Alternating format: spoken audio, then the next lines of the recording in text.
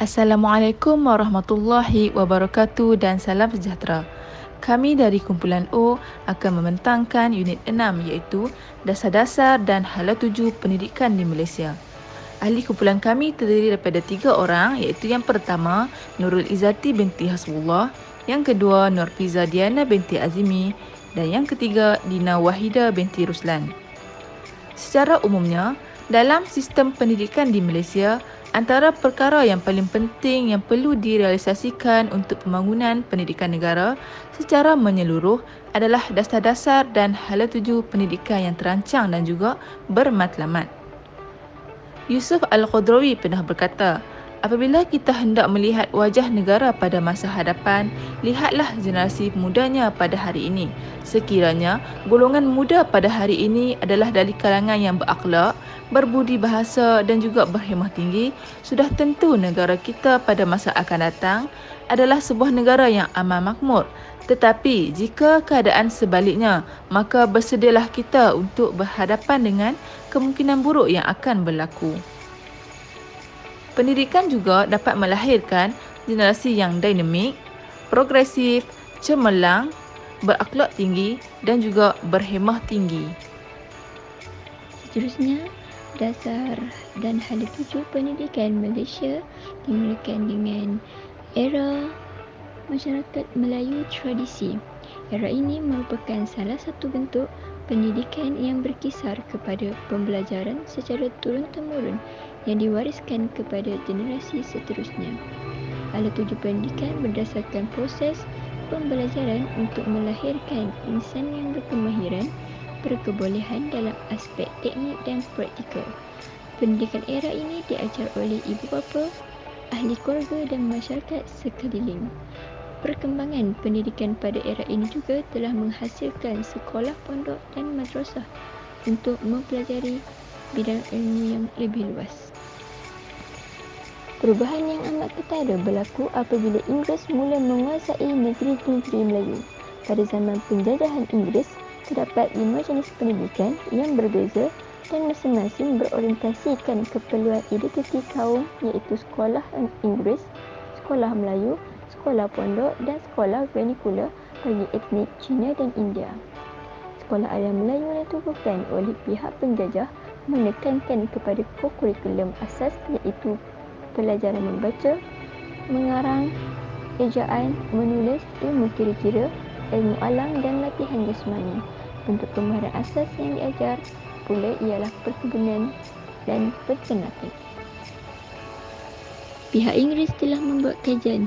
Rentetan daripada itu, beberapa laporan telah dirangka, antaranya laporan Bernays 1950, laporan Fernbaugh 1951, Ordinan Pelajaran 1952, laporan Razak 1956. Laporan ini telah membawa perubahan besar dalam hala 7 dan falsafah pendidikan negara kita.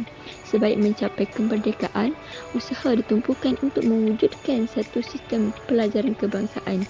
Pada tahun 1957, Ordinan Pelajaran dibubal berdasarkan perakuan laporan Razak pada tahun 1956 yang mengutamakan perpaduan dan menjadi dasar pendidikan kepada kebangsaan. Pada tahun 1960, perakuan laporan Razak dikaji semula oleh Jawatankuasa Rahman Talib. Pada tahun 1960, perakuan laporan Razak dikaji semula oleh Jawatankuasa Rahman Talib. Daripada laporan jawatankuasa tersebut menjadi asas kepada pengubalan Akta Pelajaran 1961 yang menggariskan bahasa Melayu sebagai bahasa pengantar utama pada semua peringkat pendidikan serta penggunaan kurikulum dan peperiksaan yang sama untuk semua pelajar. Dasar pendemokrasian pendidikan bermula pada tahun 1962 dengan memberi penekanan kepada pendidikan percuma untuk semua pelajar. Dasar ini diperluas dengan mengadakan pendidikan universal selama 9 tahun apabila peperiksaan pemilihan masuk ke sekolah menengah dihapuskan pada tahun 1964. Penghapusan peperiksaan pemilihan ini menyebabkan peningkatan kadar penyertaan ke sekolah menengah.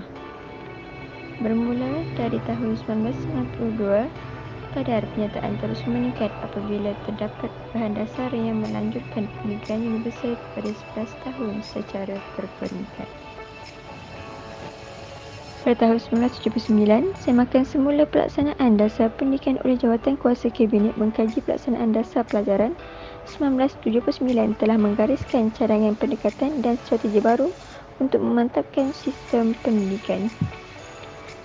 Pada tahun 1980-an, peluang pendidikan untuk warga negara turut tingkatkan dengan menambahkan kemudahan fizikal dan infrastruktur terutama di luar bandar. Seterusnya, FPK telah digubal pada tahun 1988 bagi memperteguh hala tuju dan matlamat pendidikan negara.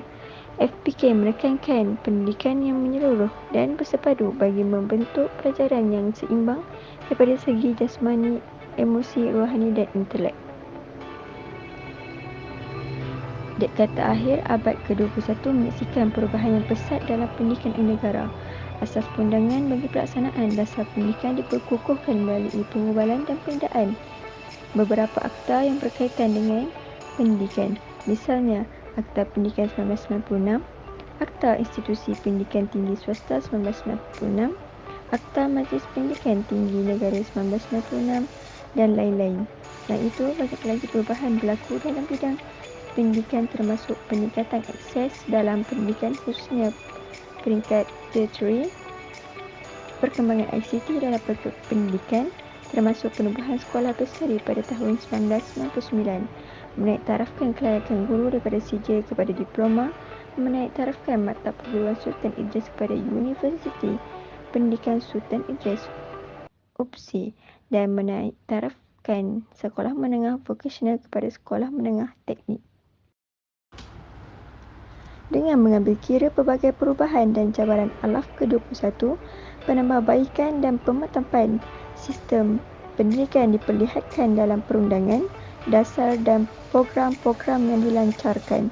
Antara penambahbaikan yang dilakukan adalah seperti Akta Pendidikan 1996, Pindaan 2002, Program Bimbingan dan Kaunseling Keputusan Jemaah Menteri 2002, Pengajaran dan Pengajaran Sains dan Matematik dalam Bahasa Inggeris PPSNI dilaksanakan pada tahun 2003, Keputusan Jemaah Menteri 2022.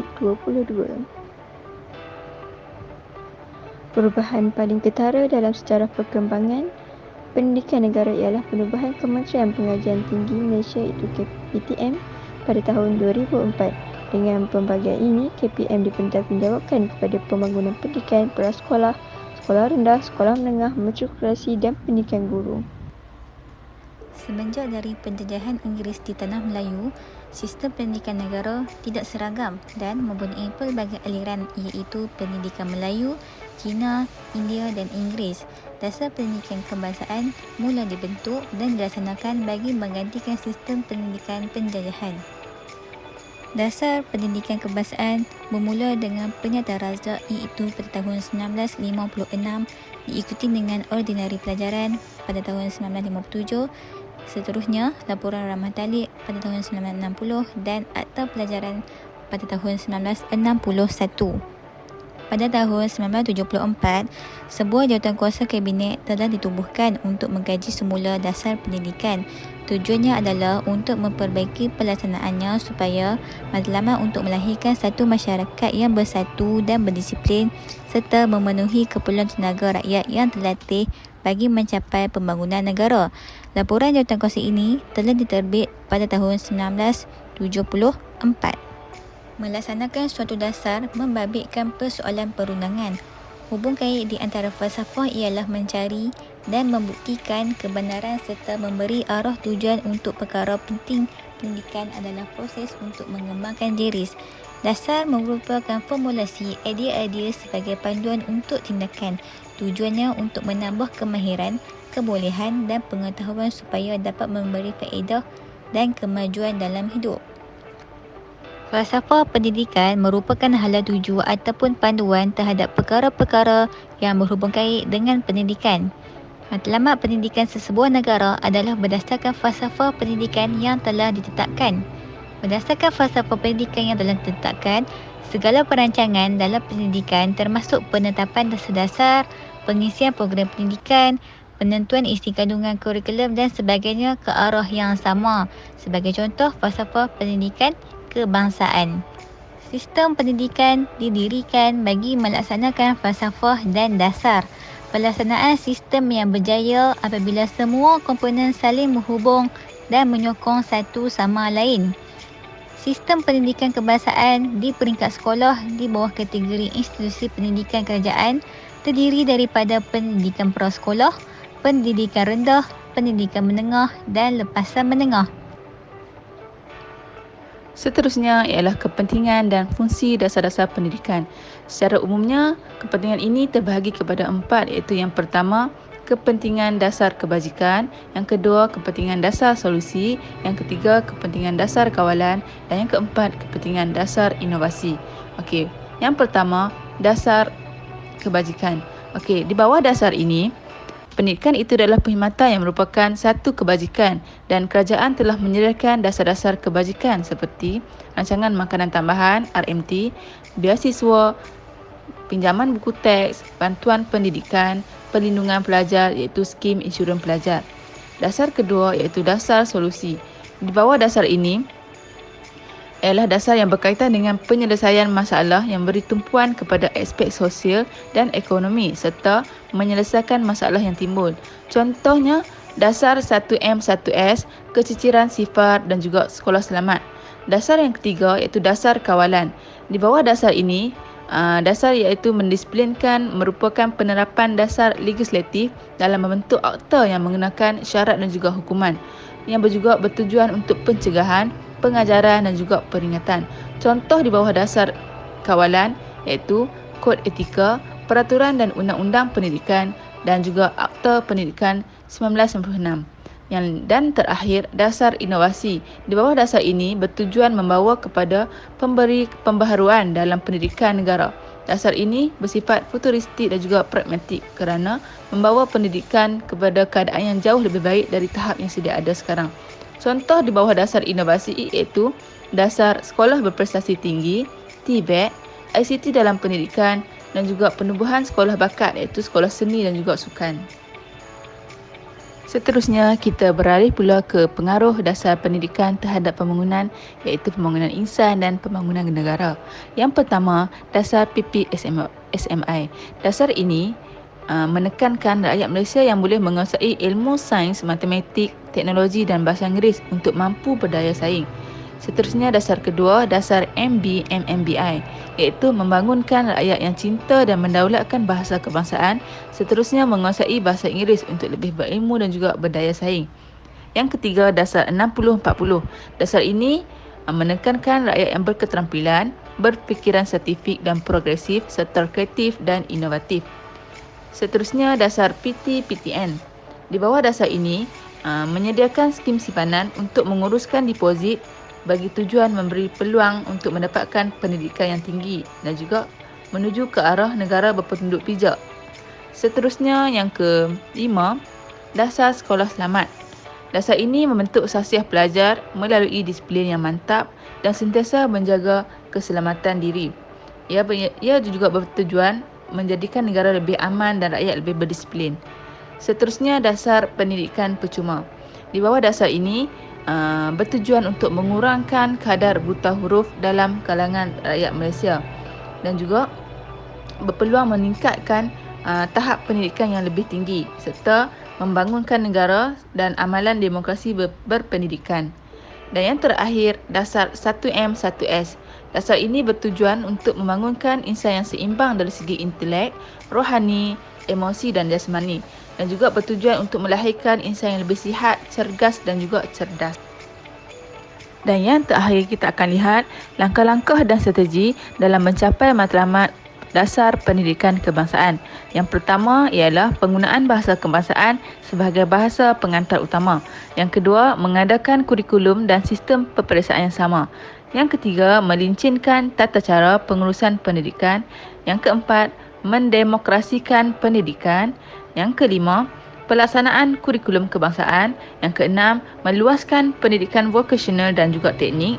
Yang ketujuh, pengajaran bahasa ibunda. Dan yang ke-8, menggalakkan aktiviti kurikulum. Dan yang ke-9, penekanan penggunaan teknologi maklumat dan juga komunikasi.